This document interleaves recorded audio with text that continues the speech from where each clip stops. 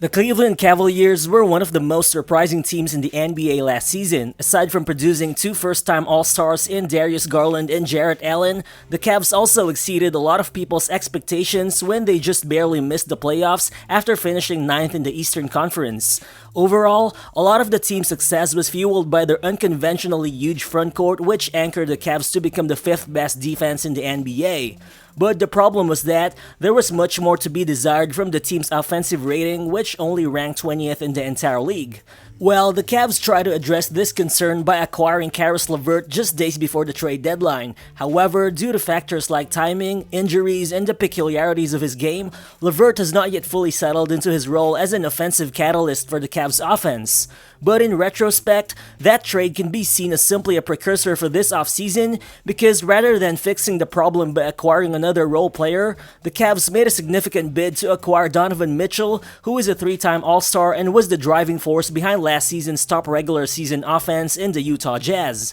Well, sure, the price they had to pay for Mitchell was massive. It included Collin Sexton, Lauri Markkanen, lottery pick Ochai Agbaji, together with 3 future unprotected first-rounders and 2 pick swaps. But looking at it, the Cavs simply grabbed the chance to fill a gaping hole in the roster as the team really needed the kind of scoring punch that Donovan Mitchell would naturally bring with his quick-twitch drives to the basket and his defense-busting jump shots.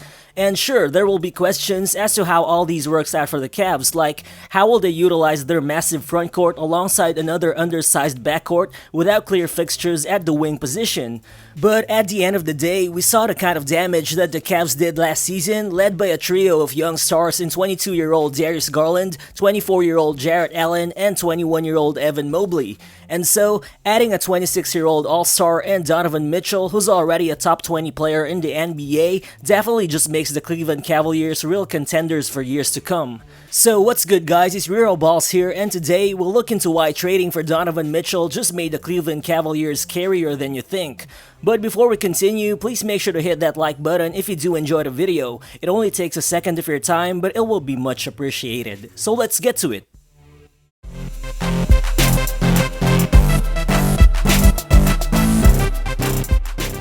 Following Ricky Rubio's season-ending injury last December, the Cleveland Cavaliers have generated a 111.8 offensive rating, which was the 8th worst mark in the entire NBA. Overall, when Darius Garland was routinely trapped by defenders, the Cavs struggled to score, and it became even more obvious that the team needed some secondary shot creation and playmaking. But now, trapping Garland won't work anymore when you have Donovan Mitchell alongside him, as Donovan Mitchell is a bona fide 3-level scorer and a highly capable playmaker who's one of only 12 players to average at least 25 points and 5 assists per game in the NBA over the past 2 seasons. So overall, with Garland and Mitchell, the Cavs now feature 2 elite ball handlers who are both masterful at manipulating screen coverages and creating their own shots. Looking at it, last season, both guys finished inside the top 20 of total pull-up shot attempts, while both also ranked at least in the 85th percentile of pull-up field goal percentage, meaning both Garland and Mitchell can create shots in high volume while still really being efficient. This actually gives the Cavs a dynamic tandem upon which to establish offense from the point of attack, which is something they really lacked last season. Plus, another thing is, both Garland and Mitchell also compensate for each other's deficiencies. Well, Darius Garland is a dynamic driver who gets into the paint with his crafty handle and footwork, but because of his limited burst and verticality, he's only shot 50.5% at the rim for his entire career. Meanwhile, Donovan Mitchell is known for his ability to torch defenses as an explosive rim attacker using his variety of spin moves and Euro steps, and last season alone, the 10.3 points per game he produced out of drives to the rim was the 7th most in the entire NBA.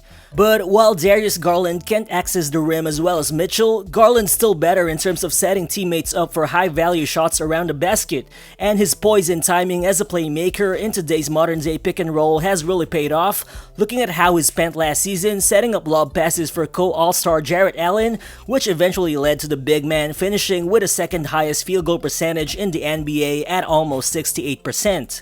And I think this is also where you can see the difference between Garland and Mitchell as playmakers, because looking at their assist numbers to their respective big men last season, over 40% of Darius Garland's assists went to Jarrett Allen and the Cavs' other centers, which included Evan Mobley at times, while only under 22% of Donovan Mitchell's assists per game went to Rudy Gobert and Utah's other centers.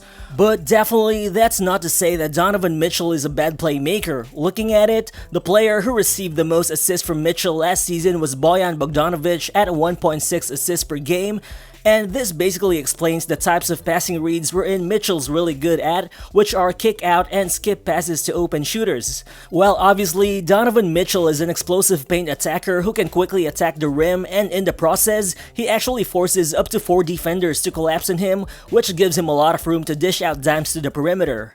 Just like here, as Mitchell receives the pass, you can see how he quickly attacks and how his gravity forces the defense to collapse in the paint, enabling him to dish out the nice kick out to the open Bojan Bogdanovic for the corner 3. Then here, watch how Mitchell initiates offense by breaking down Mikal Bridges one-on-one. You can see how his paint presence forces the deep help, which opens up another passing opportunity to Jordan Clarkson for the wide open shot. So just imagine Donovan Mitchell dishing out those passes to Darius Garland, who's a very capable spot-up shooter. But actually, it could also be the other way around, cause over the past 3 seasons, both Garland and Mitchell actually made at least 38% of their spot-up 3-point attempts, and these numbers are definitely promising when evaluating both players' capacities to play off the ball with each other. But even outside of typical catch-and-shoot plays, there are other fluid pathways towards the 2 guards to work on offense, and the arrival of Donovan Mitchell easily accommodates that. Cause looking at it, a significant tweak that Coach Bickerstaff employed with Darius Garland's usage last season was deploying him more off the ball, especially alongside traditional point guards such as Ricky Rubio or Rajon Rondo. This is where we saw Garland thrive coming out of side ball screens or floppy actions, which enabled him to generate momentum even before he received the ball, and Garland really did well as he scored 1.09 points per possession coming out of ball screens, which ranked in the 74th percentile of the entire NBA.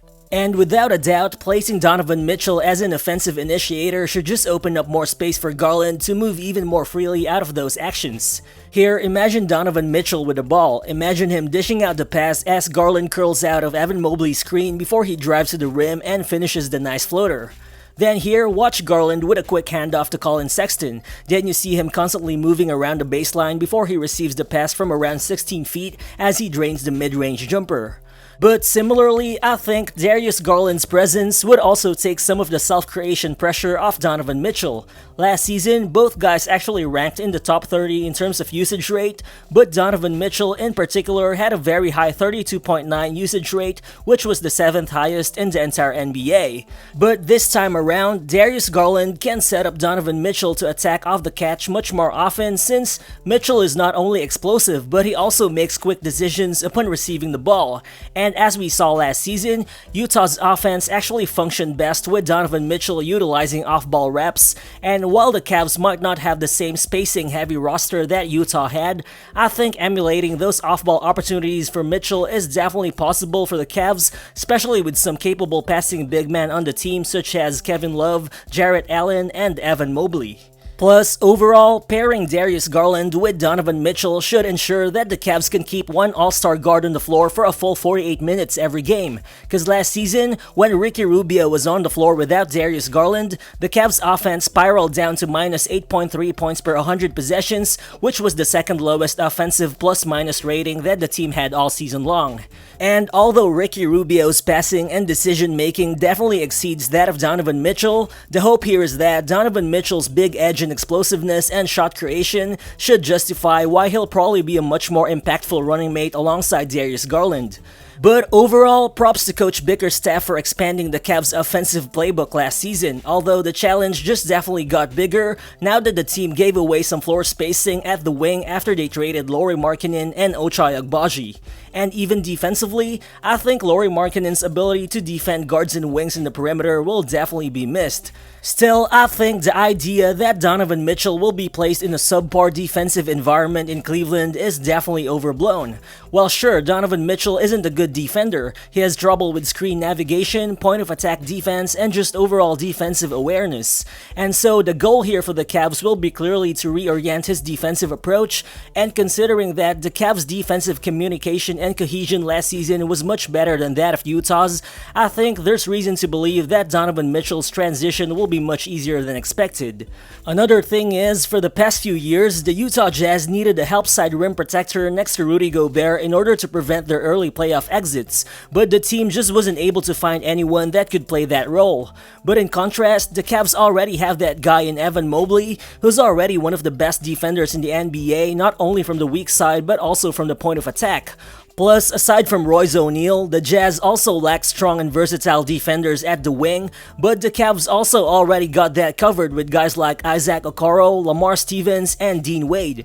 So overall, all of these makes me believe that, while Donovan Mitchell may still struggle as a defender the same ways he did in Utah, the impact should be much lessened because of a much more capable defensive supporting cast that he will have in Cleveland. And again, the Cavs already have two All-NBA caliber defenders in Jarrett Allen and Evan Mobley who can protect the paint and the perimeter unlike any big man tandem in the NBA, both of whom aren't even in max contracts or anything close to that. Jarrett Allen is making $20 million a year and Evan Mobley will make just $8.5 million next season. Those two are already top 50 players, and together with Darius Garland's offensive firepower, the Cavs have a young core who already possess win-now skill sets. Adding another star in Donovan Mitchell to the mix just further improves this team's playoff ceiling. Plus, what's even scarier is that Donovan Mitchell is signed through at least 2024 to 2025, which only means that we can expect this Cavs team to be a problem for the long haul, with Donovan Mitchell sitting right at the heart of their championship aspirations. So, do you guys agree that the Cleveland Cavaliers are already championship contenders with the arrival of Donovan Mitchell? Feel free to share your thoughts in the comment section below, and again, if you're new to the channel, please consider subscribing as well. Again, this is Rero Balls, and I'll see you in the next one. Peace.